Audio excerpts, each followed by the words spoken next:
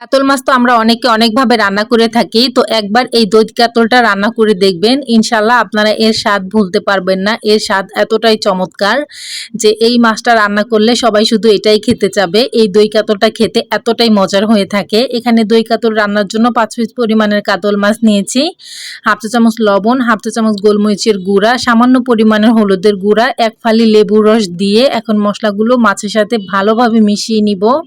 তো মিশিয়ে নিয়ে 10 মিনিটের জন্য রেস্টে রেখে দিতে হবে।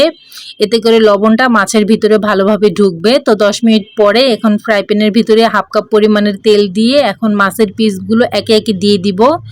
দিয়ে উল্টিয়ে পাল্টিয়ে সামান্য একটু লাল করে ভেজে নিব, একেবারে বেশি মচমচা করে ভাজবো না। তো মাছের পিসগুলো ভাজা হয়ে গেছে, এবার তুলে নিয়ে এই একই তেলে 1 টুকরো দারুচিনি, 2টার মতো এলাচ, পেঁয়াজ বাটা দিয়ে দিব 1.5 টেবিল চামচ পরিমাণের, রসুন বাটা 1 চা চামচ আর আদা বাটা দিয়ে দিব হাফ চা চামচ পরিমাণের, কাঁচামরিচ বাটা এখানে দিয়ে দিচ্ছি 1 চা চামচ পরিমাণের। এবার এই মশলাগুলোকে একটু কষিয়ে নিয়ে এখানে দিয়ে দিব গুঁড়ো মশলা। তো পরিমাণ মতো লবণ দিয়ে দিব, হলুদ, মরিচ, ধনিয়া গুঁড়া 1 চা চামচ করে, আর এখানে ভাজা জিরার গুঁড়া দিয়ে দিব 1 চা চামচ পরিমাণের।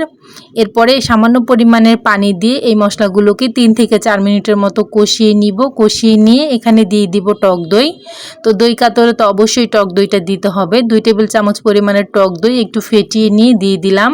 এখন 3 থেকে 4 মিনিট কষিয়ে নিয়ে এখানে ঝোলের জন্য পানি দিয়ে দিব। তো এখানে 1 কাপ পরিমাণের পানি আমি দিয়ে দিচ্ছি।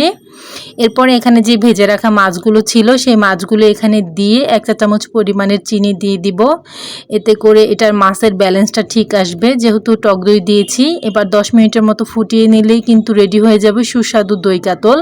তো এভাবে একবার বাসায় রান্না করে দেখতে পারেন, আশা করছি আপনাদের কাছেও অনেক অনেক বেশি ভালো লাগবে। আর এটা খেতেও কিন্তু এমনিতে অনেক অনেক বেশি মজার।